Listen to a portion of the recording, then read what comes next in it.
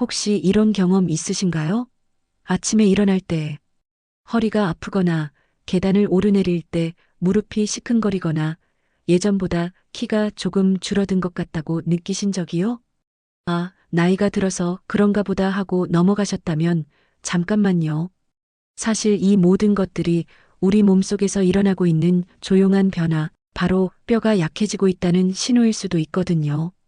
지금 이 순간에도 여러분의 소중한 뼈가 조금씩 약해지고 있다는 사실 알고 계셨나요? 마치 오래된 집의 기둥이 서서히 약해지는 것처럼 우리 뼈도 40대부터 해마다 조금씩 약해지고 있어요. 정확히 말하면 매년 뼈의 1%씩 사라지고 있답니다. 더 걱정스러운 이야기를 해드릴게요. 우리나라 50대 여성분들 중에서 3분 중 1분이 뼈가 많이 약해진 상태, 의학적으로 말하면 골다공증이라는 병을 앓고 계세요. 그리고 더욱 충격적인 사실은 뼈가 약해져서 생기는 골절이 심장병이나 뇌졸중만큼 위험하다는 거예요. 특히 엉덩이뼈, 의학용어로는 고관절이라고 하는데 이 부분이 부러지면 환자분들 중 5분 중 1분이 1년 안에 돌아가신다는 무서운 통계가 있어요. 어머, 그럼 이제 늦었네요. 저는 이미 60대인데요. 아니에요. 절대 늦지 않았어요. 제가 왜 이렇게 자신 있게 말씀드리는지 아세요? 실제로 많은 분들이 나이가 들어서도 뼈를 다시 튼튼하게 만드셨거든요.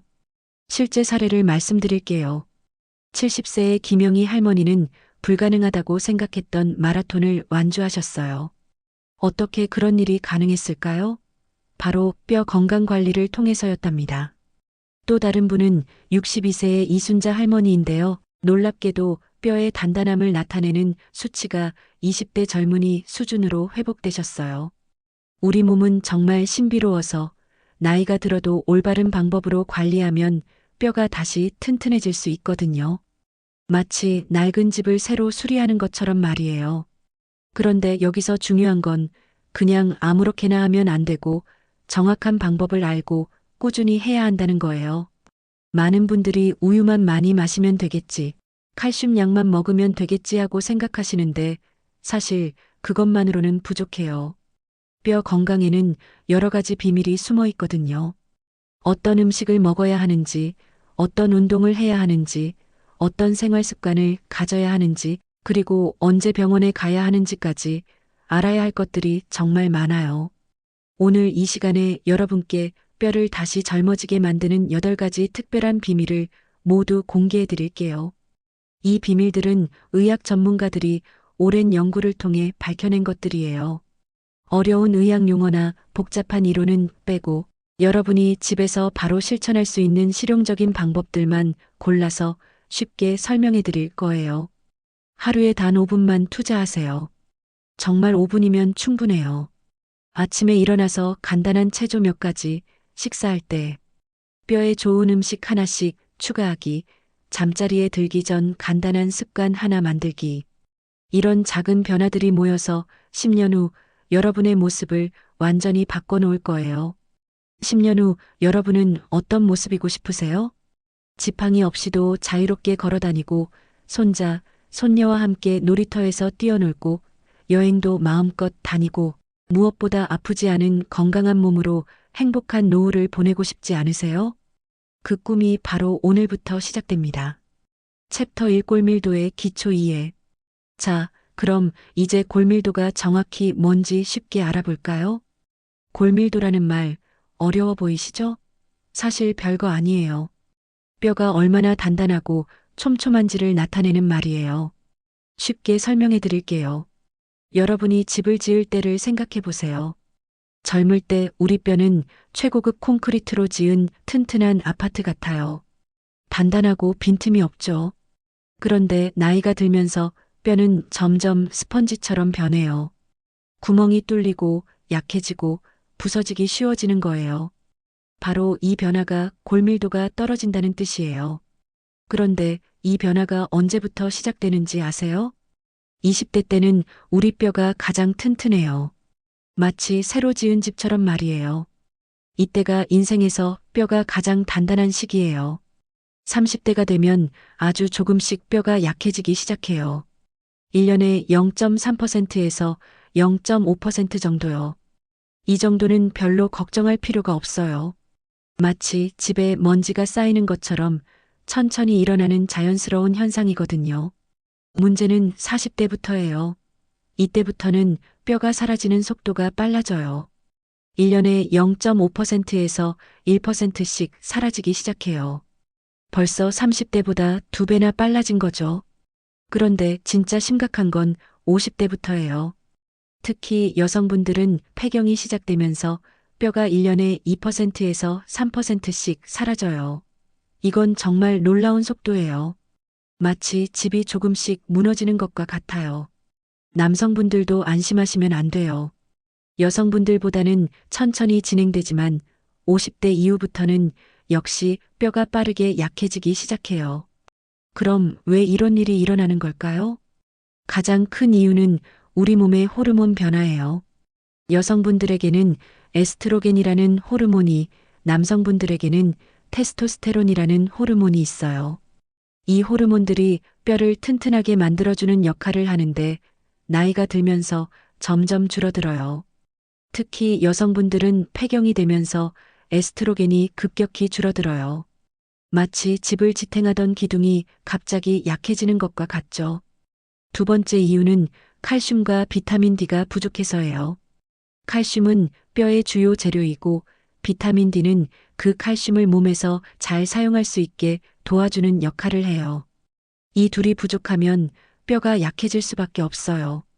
세 번째는 운동 부족이에요. 뼈는 사용하지 않으면 약해져요. 마치 안 쓰는 근육이 약해지는 것처럼 말이에요.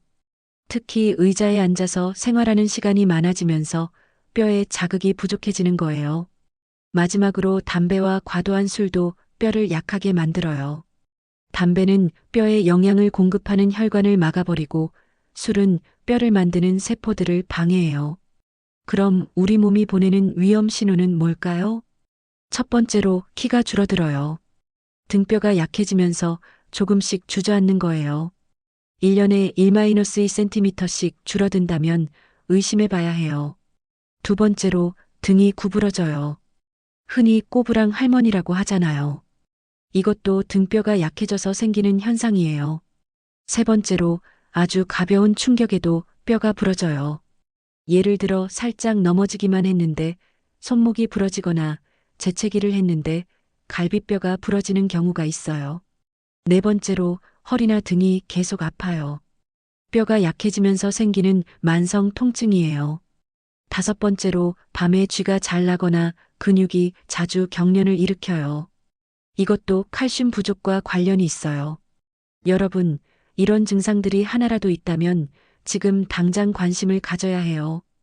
뼈는 우리가 생각하는 것보다 훨씬 살아있는 조직이에요. 계속해서 낡은 뼈를 부수고 새로운 뼈를 만들어내고 있어요.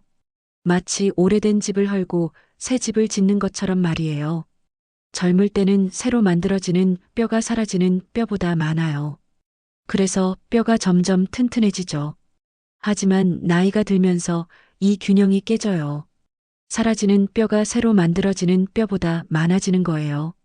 다행히 올바른 방법으로 관리하면 이 균형을 다시 맞출 수 있어요.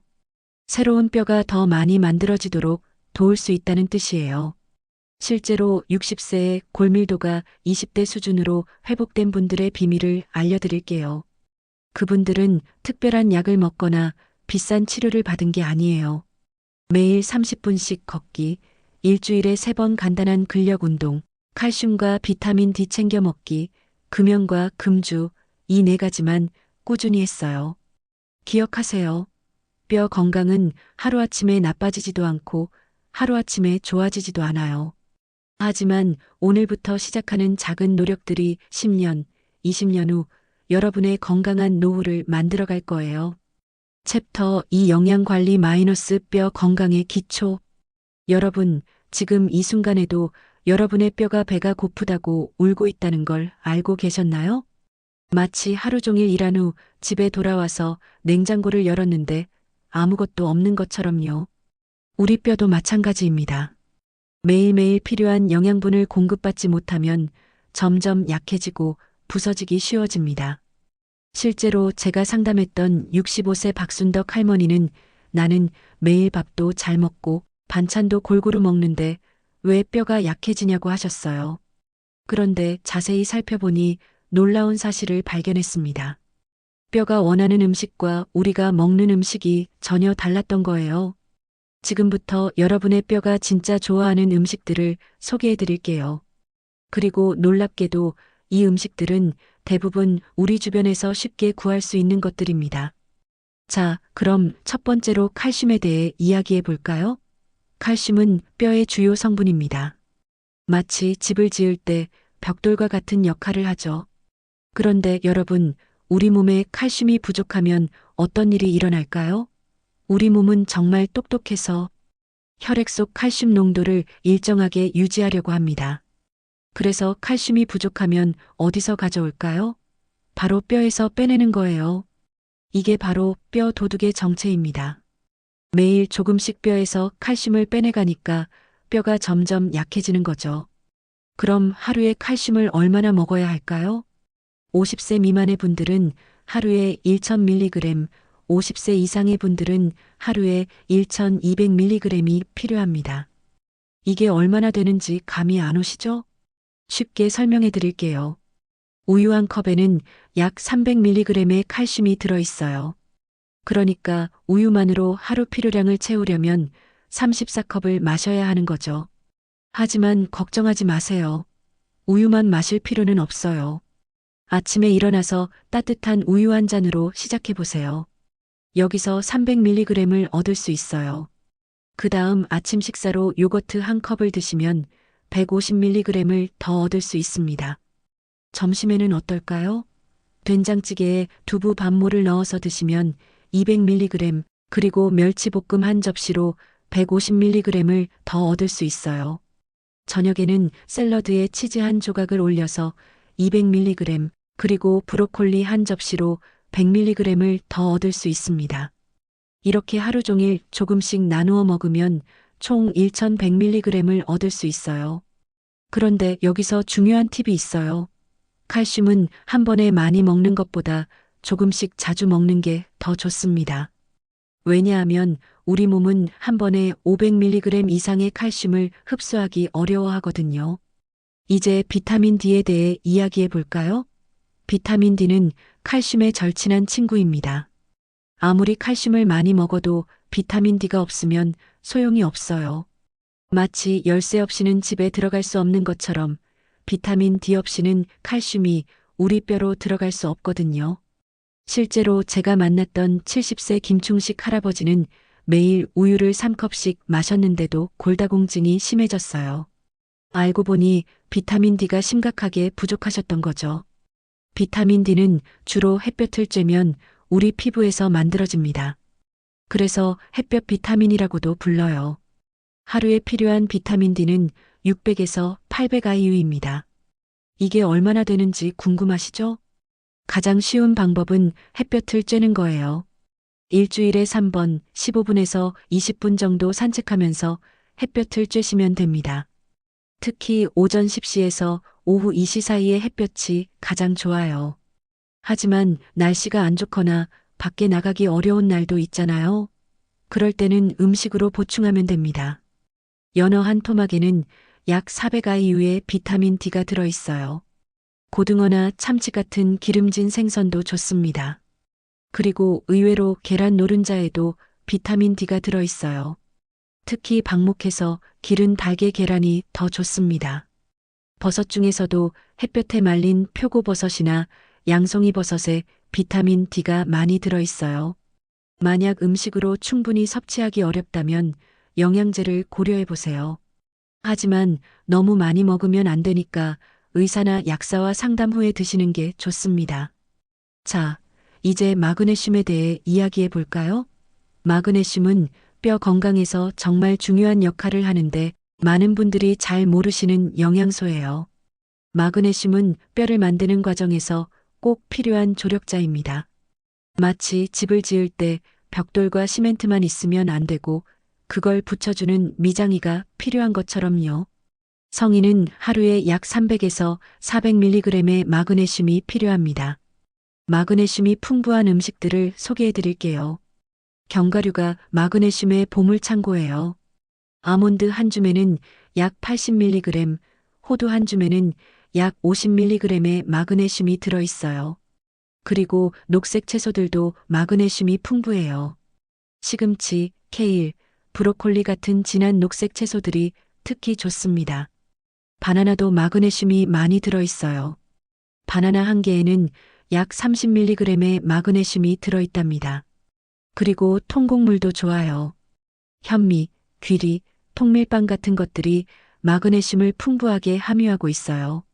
비타민 K는 뼈 건강에서 정말 중요한 역할을 하는데 많은 분들이 잘 모르시는 영양소예요.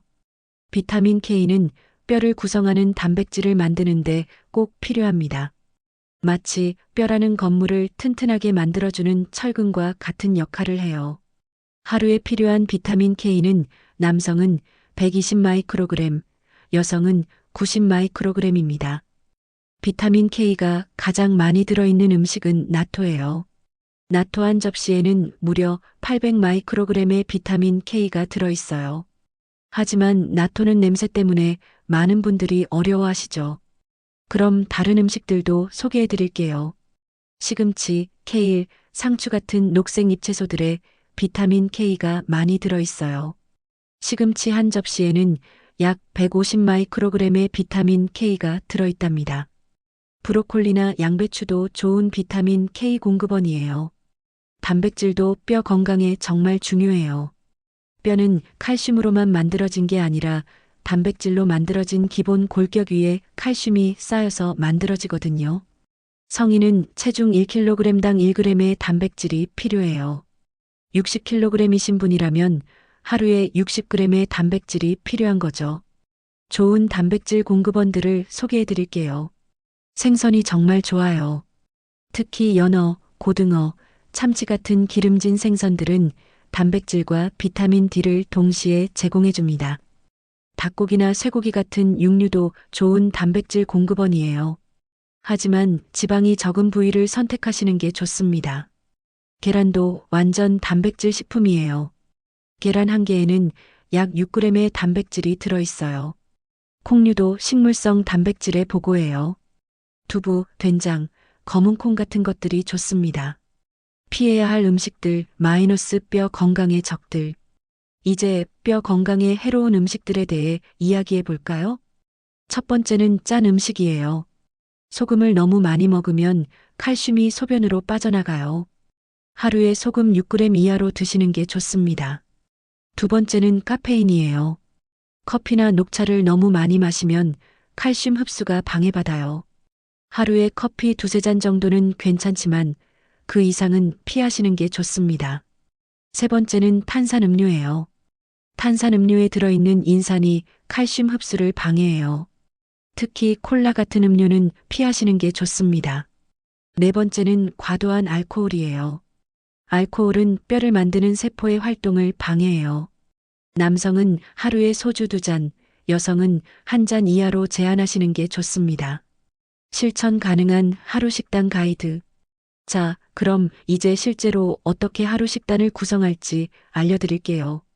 아침에는 따뜻한 우유 한 잔과 통곡물 시리얼로 시작하세요. 여기에 바나나 한 개를 추가하면 더 좋아요. 점심에는 생선구이나 두부찌개 같은 단백질 음식과 함께 시금치나 브로콜리 같은 녹색 채소를 드세요. 간식으로는 견과류 한 줌이나 요거트 한 컵을 드시면 좋아요. 저녁에는 닭고기나 쇠고기 같은 단백질 음식과 함께 다양한 채소를 드세요. 그리고 하루 종일 물을 충분히 마시는 것도 잊지 마세요. 하루에 8잔 정도의 물을 마시면 좋습니다. 여러분, 오늘 소개해드린 내용들이 어렵게 느껴지실 수도 있어요. 하지만 한 번에 모든 걸 바꾸려고 하지 마세요. 작은 것부터 하나씩 시작해보세요. 예를 들어, 오늘부터 아침에 우유 한 잔을 마시는 것부터 시작해보세요. 내일은 견과류 한 줌을 간식으로 드시고, 모레는 녹색 채소를 한 접시 더 드시는 거예요. 이렇게 조금씩 변화를 주다 보면 어느새 뼈 건강에 좋은 식단이 여러분의 일상이 될 거예요. 기억하세요. 여러분의 뼈는 지금 이 순간에도 여러분이 먹는 음식으로 만들어지고 있어요. 오늘 드시는 한 끼 한 끼가 10년, 20년 후 여러분의 뼈 건강을 결정하는 거예요. 챕터 3 운동. 뼈를 강화하는 최고의 방법. 여러분, 놀라운 사실을 하나 알려드릴게요. 지금 이 순간에도 전 세계에서 가장 강력한 뼈 건강 치료제가 무료로 여러분을 기다리고 있습니다. 그것은 바로 운동입니다. 하지만 잠깐, 모든 운동이 뼈에 좋은 건 아닙니다. 물속에서 아무리 열심히 수영을 해도 뼈는 강해지지 않아요. 왜 그럴까요? 뼈는 마치 게으른 직장인과 같아서 자극을 받아야만 일을 하거든요. 지금부터 여러분의 뼈를 20년 전으로 되돌릴 수 있는 운동의 비밀을 공개하겠습니다. 웨이트 트레이닝, 뼈 건강의 황금 열쇠. 중량 운동이라고 하면 무서워하실 필요 없어요. 우리가 말하는 웨이트 트레이닝은 보디빌더처럼 거대한 근육을 만드는 게 아니라 뼈에게 내가 더 강해져야겠구나라고 신호를 보내는 거예요. 뼈는 참 똑똑합니다. 무게를 들어 올릴 때마다 뼈는 이렇게 무거운 걸 들어야 하나? 그럼 나도 더 단단해져야겠다라고 생각하거든요. 이게 바로 뼈가 스스로 강해지는 원리입니다. 40대와 50대 초보자를 위한 일주일 운동 계획. 월요일에는 상체를 깨워보세요. 1kg이나 2kg짜리 아령을 들고 팔을 굽혔다 펴기를 15번 정도 해보세요. 처음에는 이게 뭔 소용이야? 라고 생각하실 수도 있지만 이 작은 움직임이 여러분의 팔뼈와 어깨뼈를 깨우는 첫걸음입니다. 화요일에는 집 밖으로 나가서 빠른 걸음으로 30분 걸어보세요. 그냥 평소보다 조금 빠르게 마치 버스를 놓칠까봐 서두르는 정도의 속도로요. 이때 발이 땅을 밟을 때마다 다리뼈에 좋은 자극이 전해집니다. 수요일은 하체의 날입니다. 의자를 뒤에 두고 앉았다 일어나기를 10번 반복해 보세요. 이게 바로 스쿼트의 안전한 버전이에요. 허벅지와 엉덩이 근육이 일하면서 동시에 다리뼈도 강해집니다. 목요일은 몸에게 휴식을 주는 날입니다. 하지만 완전히 쉬지는 말고 목을 천천히 돌리고 어깨를 으쓱으쓱하는 가벼운 스트레칭을 해주세요. 금요일에는 전신을 움직여 보세요. 무릎을 땅에 대고 팔굽혀펴기를 5번만 해보세요. 못하시겠다면 벽을 밀어도 좋아요. 중요한 건 온몸의 뼈가 우리가 이래야 하는구나라고 느끼는 것이거든요. 주말에는 재미있는 야외 활동을 해보세요. 손자, 손녀와 함께 가벼운 등산을 하거나 동네 한 바퀴 자전거를 타보세요. 이런 활동이 뼈 건강에는 최고의 선물입니다. 저항 운동을 시작하는 올바른 방법. 처음 시작할 때는 15번에서 20번 정도 들어 올릴 수 있는 가벼운 무게로 시작하세요. 무거운 걸 들어야 효과가 있다고 생각하시는 분들이 많은데 그건 큰 오해입니다. 뼈는 무게보다 꾸준함을 좋아해요. 매일 조금씩이라도 자극을 받는 것이 한 번에 많은 자극을 받는 것보다 훨씬 효과적입니다. 일주일에 한 번씩 조금씩 무게를 늘리거나 횟수를 늘려보세요. 어제 15번 했다면 오늘은 16번, 내일은 17번. 이런 식으로 천천히 발전시켜 나가는 거예요. 가장 중요한 건 안전입니다. 등을 곧게 펴고 무리하지 마세요. 운동 중에 아프면 즉시 멈추고 다음날 근육통이 있는 건 정상이지만 관절이 아프면 잠시 쉬어야 합니다. 유산소 운동, 뼈 건강에 든든한 조력자. 유산소 운동은 뼈 건강에 있어서 마치 좋은 친구 같은 존재입니다. 직접적으로 뼈를 강하게 만들지는 않지만 뼈가 건강해지는데 필요한 모든 조건을 만들어줍니다. 걷기는 가장 쉽고 안전한 유산소 운동입니다. 하루 30분, 일주일에 5번만 걸어도 뼈 건강에 큰 도움이 됩니다. 걸을 때마다 발 뒤꿈치가 땅에 닿는 그 순간 다리뼈와 척추뼈에 좋은 자극이 전해집니다. 조깅은 걷기보다 더 강한 자극을 줍니다. 하지만 무릎이나 발목에 문제가 있으시다면 무리하지 마세요. 대신 실내에서 제자리 걷기를 해도 충분합니다. 댄스는 재미있으면서도 효과적인 운동입니다. 음악에 맞춰 몸을 움직이다 보면 시간 가는 줄 모르고 온몸의 뼈가 고루 자극을 받습니다. 복잡한 댄스가 아니어도 좋아요. 그냥 좋아하는 음악에 맞춰 몸을 흔들어 보세요.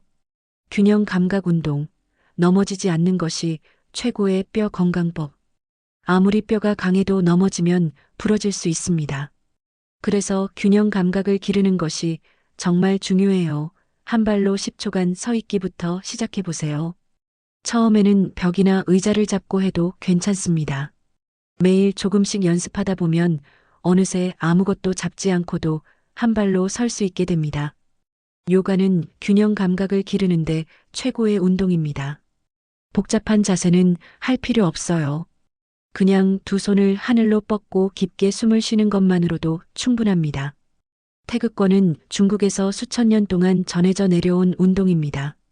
느린 동작이지만 균형 감각과 근력을 동시에 기를 수 있어요. 동네 공원에서 태극권을 배우는 모임이 있다면 꼭 참여해 보세요. 60대 이상을 위한 특별한 운동법. 60세가 넘으면 안전이 가장 중요합니다. 하지만 안전 때문에 운동을 포기해서는 안 됩니다. 오히려 이 나이에 운동을 시작해도 뼈 건강에 큰 도움이 됩니다. 의자를 이용한 운동이 가장 안전합니다. 의자에 앉아서 다리를 들어 올리거나 의자 등받이를 잡고 종아리를 들어 올리는 운동을 해보세요. 간단해 보이지만 뼈와 근육에는 충분한 자극이 됩니다. 수영장에서 하는 아쿠아 운동도 좋습니다. 물의 부력 때문에 관절에 무리가 가지 않으면서도 근육과 뼈를 강화할 수 있습니다. 물속에서 걷기만 해도 육지에서 걷는 것보다 더 많은 근육을 사용하게 됩니다. 실버 요가나 실버 필라테스는 나이가 들어서도 안전하게 할 수 있도록 만들어진 운동입니다. 동작이 느리고 무리가 없으면서도 균형 감각과 근력을 기를 수 있어요. 평지에서 걷기만 해도 충분합니다. 경사진 길은 피하고 평평한 곳에서 천천히 걸어보세요. 중요한 건 꾸준히 하는 것입니다. 운동할 때 꼭 기억해야 할 것들. 운동은 경쟁이 아닙니다. 남과 비교하지 마세요. 어제의 내가 오늘의 나보다 조금 약했다면 그것만으로도 충분한 발전입니다. 운동 전에는 반드시 가벼운 준비 운동을 하세요. 목을 돌리고 어깨를 으쓱으쓱하고 팔다리를 가볍게 흔들어 몸을 깨워주세요.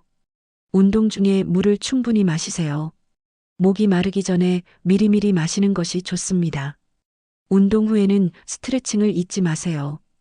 5분만 투자해도 다음날 몸이 한결 편해집니다. 무엇보다 중요한 건 아프면 즉시 멈추는 것입니다. 참고 하는 것이 용기가 아니라 무모함입니다. 소개해드린 운동들은 모두 집에서 또는 동네에서 쉽게 할 수 있는 것들입니다. 비싼 헬스장 등록이나 복잡한 장비가 필요하지 않아요. 중요한 건 시작하는 것입니다. 오늘 당장 의자에서 일어나 10번 앉았다 일어나기부터 시작해보세요. 그 작은 움직임이 여러분의 뼈를 깨우는 첫걸음이 될 것입니다. 3개월 후, 6개월 후, 1년 후, 여러분의 몸이 어떻게 변해 있을지 기대해 보세요. 분명히 지금보다 훨씬 건강하고 활기찬 모습이 될 것입니다. 챕터 4 호르몬 관리와 여성 건강. 혹시 최근에 이런 경험 해보셨나요? 갑자기 얼굴이 화끈거리면서 식은땀이 나거나 밤에 잠을 못 자고 뒤척이거나 예전에 없던 관절 통증이 생기셨나요? 만약 그렇다면 지금 여러분의 몸속에서 중요한 변화가 일어나고 있을 수 있습니다. 특히 50대 여성분들 들어보세요. 폐경이 시작되면서 여러분의 뼈가 놀라운 속도로 약해지고 있다는 사실을 아십니까? 실제로 폐경 후 첫 5년 동안 뼈의 밀도가 무려 연간 2%에서 3%씩 사라집니다. 이게 얼마나 빠른 속도인지 아시나요? 마치 매년 뼈의 성분이 한 숟가락씩 빠져나가는 것과 같습니다. 하지만 절망하지 마세요. 오늘 제가 알려드릴 방법들로 이 과정을 늦추고 심지어 되돌릴 수도 있습니다. 폐경과 뼈 건강의 놀라운 관계. 먼저 왜 폐경이 뼈 건강에 이렇게 큰 영향을 주는지 쉽게 설명해 드리겠습니다. 우리 몸에는 에스트로겐이라는 여성 호르몬이 있습니다. 이 호르몬은 마치 뼈를 지켜주는 든든한 보디가드 같은 역할을 합니다. 평소에는 뼈가 부서지는 것을 막아주고 새로운 뼈가 만들어지는 것을 도와줍니다. 그런데 폐경이 되면 이 에스트로겐이 급격히 줄어들어요. 보디가드가 갑자기 사라진 것처럼 뼈가 무방비 상태가 되는 거죠. 그래서 뼈가 빠르게 약해지기 시작합니다. 더 놀라운 사실은 이런 변화가 폐경 전부터 이미 시작된다는 것입니다.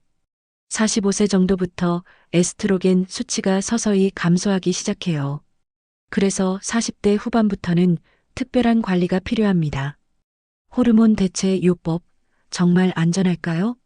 많은 분들이 호르몬 대체 요법에 대해 궁금해하시고 동시에 걱정도 많이 하십니다. 호르몬 대체 요법은 부족해진 여성 호르몬을 인위적으로 보충해주는 치료법입니다. 마치 모자라는 영양소를 영양제로 보충하는 것과 비슷하다고 생각하시면 됩니다.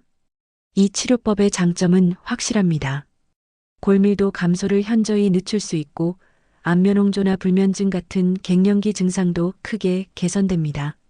실제로 연구에 따르면 호르몬 대체 요법을 받은 여성들의 골절 위험이 30% 이상 감소했다고 합니다. 하지만 개인의 건강 상태에 따라 적합하지 않을 수도 있어요. 유방암 가족력이 있거나 혈전증 병력이 있으신 분들은 특별한 주의가 필요합니다. 가장 중요한 것은 전문의와 충분한 상담을 받는 것입니다. 혼자 고민하지 마시고 부인과 전문의나 갱년기 전문의와 상담해 보세요. 여러분의 건강 상태, 가족력, 생활 패턴을 종합적으로 고려해서 가장 적합한 방법을 찾아드릴 거예요. 자연스러운 방법으로 여성 호르몬 보충하기. 호르몬 대체 요법이 부담스러우신 분들을 위해 자연스러운 방법들을 소개해 드리겠습니다. 첫 번째는 콩류를 적극 활용하는 것입니다.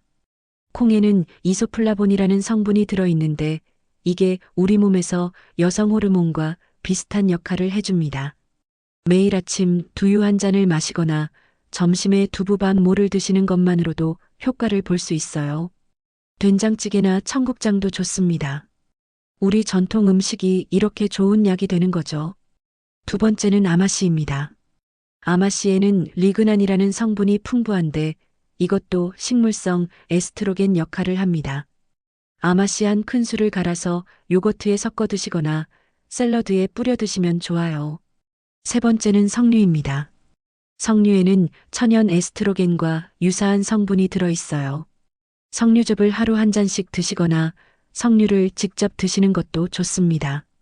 남성분들도 안심하시면 안 됩니다. 남성도 40대 이후부터 테스토스테론이라는 남성 호르몬이 서서히 감소하기 시작해요. 테스토스테론이 줄어들면 근육량이 감소하고 뼈의 밀도도 함께 떨어집니다. 특히 65세 이후 남성들의 골다공증 발생률이 급격히 증가하는 이유가 바로 이 때문입니다. 다행히 남성들은 여성보다 자연스럽게 호르몬 수치를 유지할 수 있는 방법들이 많아요. 근력 운동이 가장 효과적입니다. 일주일에 3번 정도 웨이트 트레이닝을 하시면 테스토스테론 분비가 자연스럽게 증가해요. 특히 하체 근육을 키우는 스쿼트나 데드리프트 같은 운동이 효과적입니다. 단백질 섭취도 중요합니다. 체중 1kg당 1.2g 정도의 단백질을 섭취하시면 됩니다. 70kg 남성이라면 하루에 84g 정도의 단백질이 필요하다는 뜻이에요. 달걀 2개, 생선 1토막, 닭가슴살 100g 정도로 충분히 섭취할 수 있습니다. 충분한 수면도 필수입니다. 테스토스테론의 대부분은 깊은 잠을 잘 때 분비되거든요. 하루 7시간 이상 푹 주무시는 것이 중요합니다. 갑상선, 숨어있는 뼈 건강의 적. 많은 분들이 놓치기 쉬운 부분이 바로 갑상선입니다. 갑상선 호르몬의 이상도 뼈 건강에 심각한 영향을 줍니다. 갑상선 기능이 과도하게 활발해지면 뼈가 너무 빨리 분해되어 골밀도가 급격히 감소해요. 반대로 갑상선 기능이 떨어지면 뼈를 만드는 과정이 느려져서 역시 뼈 건강에 좋지 않습니다. 특히 여성들은 갑상선 질환에 걸릴 확률이 남성보다 5배나 높습니다. 그래서 정기적인 갑상선 검사가 반드시 필요해요. 갑상선 이상의 조기 증상들을 알아보세요.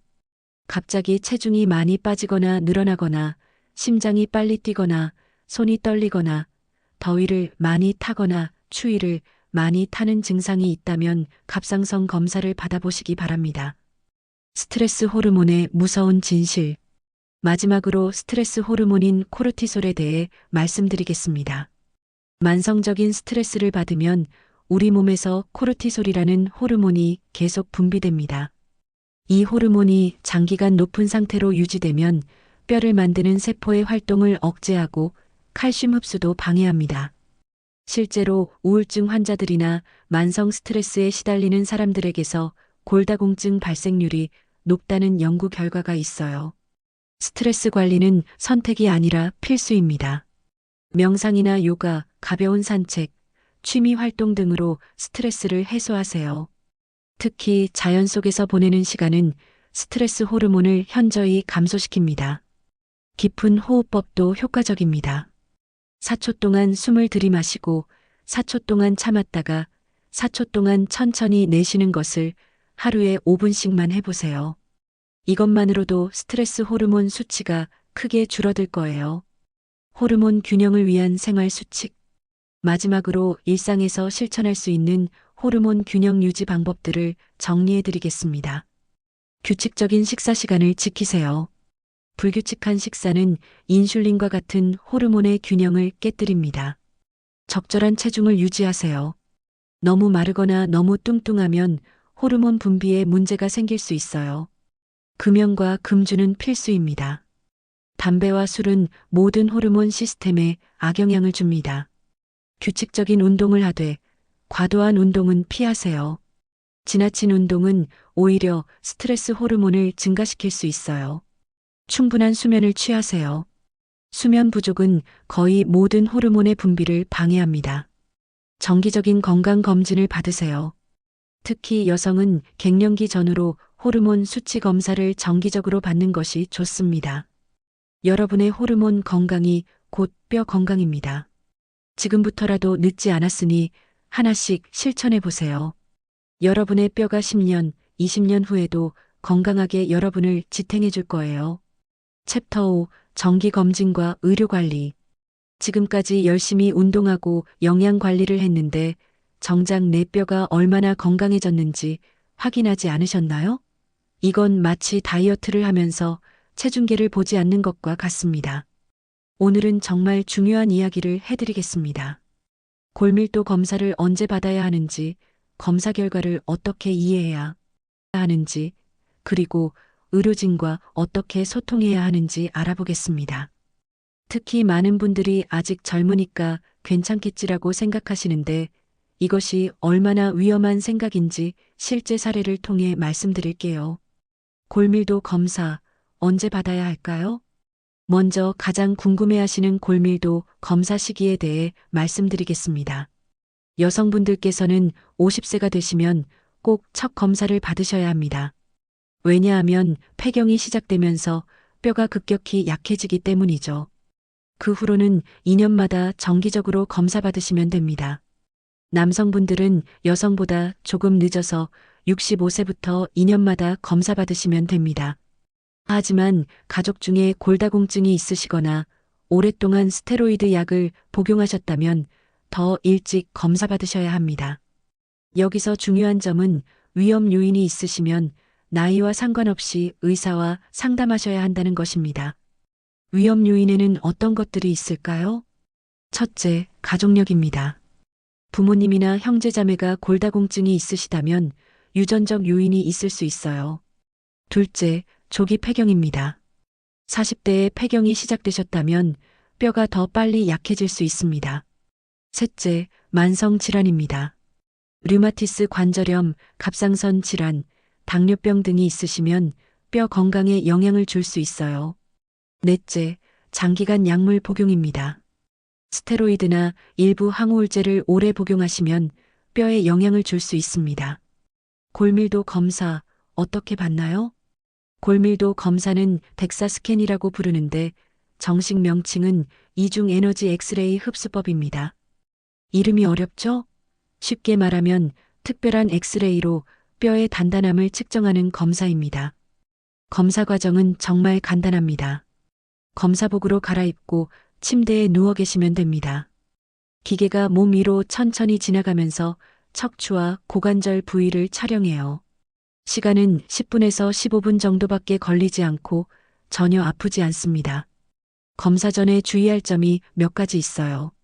검사 전날부터 칼슘 보충제는 드시지 마시고 검사 당일에는 금속이 들어간 옷이나 액세서리는 착용하지 마세요. 최근에 발음 검사를 받으셨다면 일주일 정도 간격을 두고 검사 받으시는 게 좋습니다. 검사 결과 어떻게 이해해야 할까요? 검사 결과를 받으시면 T스코어라는 숫자가 나옵니다. 이 숫자가 내 뼈의 건강 상태를 보여주는 핵심 지표예요. T스코어가 마이너스 1.0 이상이면 정상입니다. 예를 들어 0.5나 마이너스 0.5라면 건강한 뼈를 가지고 계신 거예요. 마이너스 1.0에서 마이너스 2.5 사이면 골감소증이라고 합니다. 이는 뼈가 약해지기 시작했다는 의미입니다. 아직 골다공증은 아니지만 주의가 필요한 단계예요. 이때부터 적극적으로 관리하시면 골다공증으로 진행하는 것을 막을 수 있습니다.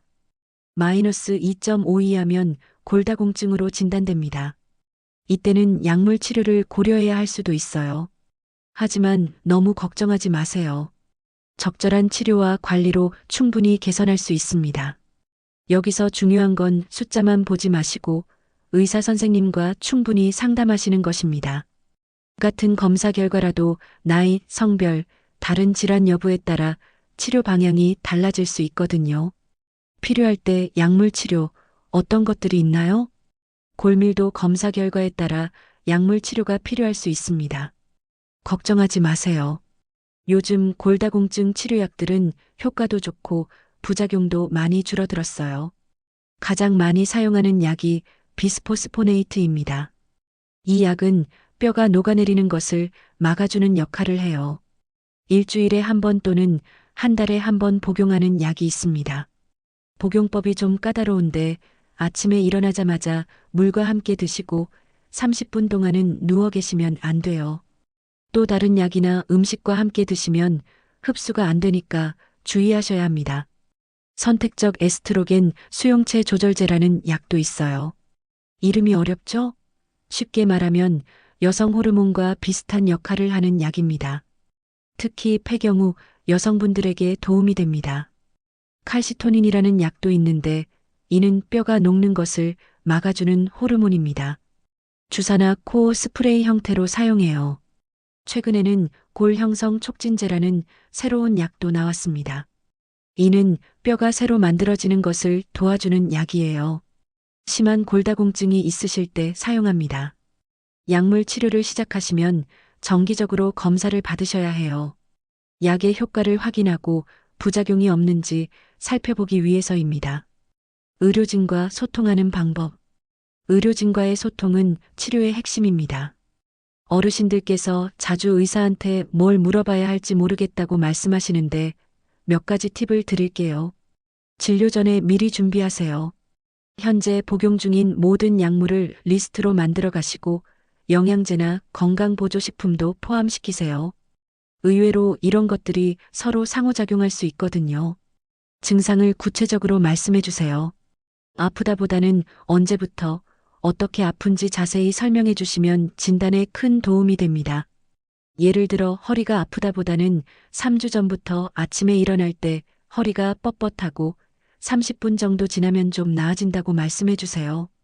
가족력도 중요한 정보입니다.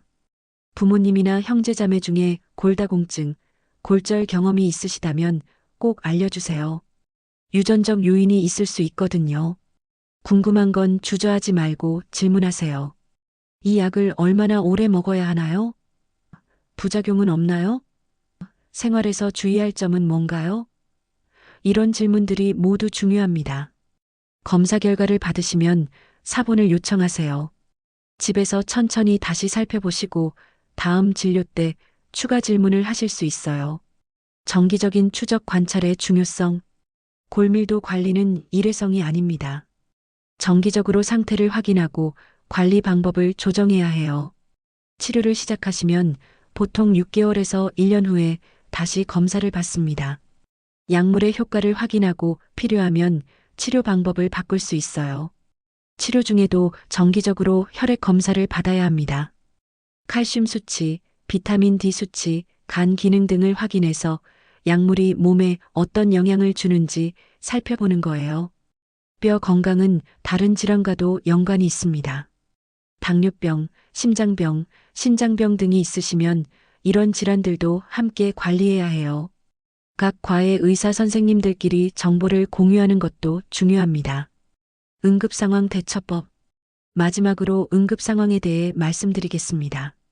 골다공증이 있으시면 작은 충격에도 골절이 일어날 수 있어요. 갑자기 심한 통증이 생기거나 넘어진 후에 움직이기 어려우시면 즉시 병원에 가세요.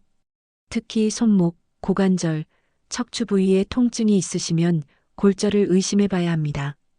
골절이 의심되시면 아픈 부위를 움직이지 마시고 가까운 응급실이나 정형외과로 가세요. 가족분들도 이런 상황에 대비해서 미리 대처법을 알아두시는 게 좋습니다. 평소에 응급 연락처를 잘 보이는 곳에 붙여두시고 복용 중인 약물 리스트도 지갑에 넣어두세요. 응급 상황에서 의료진이 빠르게 대처할 수 있도록 도와줍니다. 정기 검진과 의료 관리는 골밀도 건강의 마지막 보루입니다.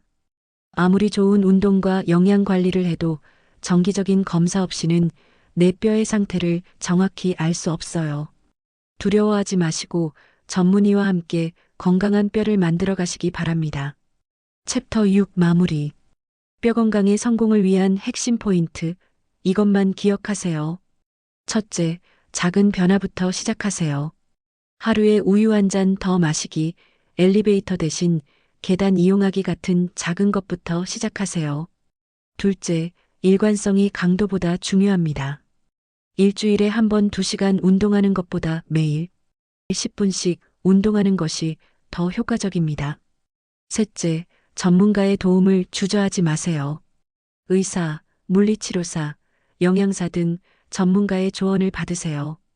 혼자 하기보다는 전문가와 함께 하는 것이 더 안전하고 효과적입니다. 넷째, 가족과 친구의 지지를 받으세요. 혼자 하기 어려운 일도 가족과 함께하면 쉬워집니다. 가족들에게 본인의 계획을 알리고 도움을 요청하세요. 여러분, 오늘 이 시간이 여러분 인생의 터닝 포인트가 되기를 바랍니다. 골밀도 관리는 하루아침에 이루어지지 않지만 오늘부터 시작하는 작은 노력들이 10년, 20년 후 건강한 노후를 만들어갈 것입니다. 기억하세요. 나이가 들어서도 활기차게 걸을 수 있고 손자와 함께 뛸 수 있고 여행도 마음껏 다닐 수 있는 미래를 만드는 것은 바로 지금 이 순간의 선택에 달려 있습니다. 60대의 골밀도를 20대 수준으로 되돌린 분들의 공통점을 아시나요? 바로 지금 당장 시작했다는 것입니다. 내일부터 시작하겠다고 하지 마세요. 지금 당장 물 한 잔 마시고 자리에서 일어나서 제자리 걸음을 해보세요. 여러분의 건강한 뼈를 위해 그리고 활기찬 시니어 라이프를 위해 오늘 소개한 방법들을 하나씩 실천해 보세요. 작은 실천이 큰 변화를 만들어낼 것입니다. 마지막으로 이 영상이 도움이 되셨다면 구독과 좋아요 부탁드립니다. 여러분의 건강한 삶을 위해 계속해서 유용한 정보를 가져다 드리겠습니다.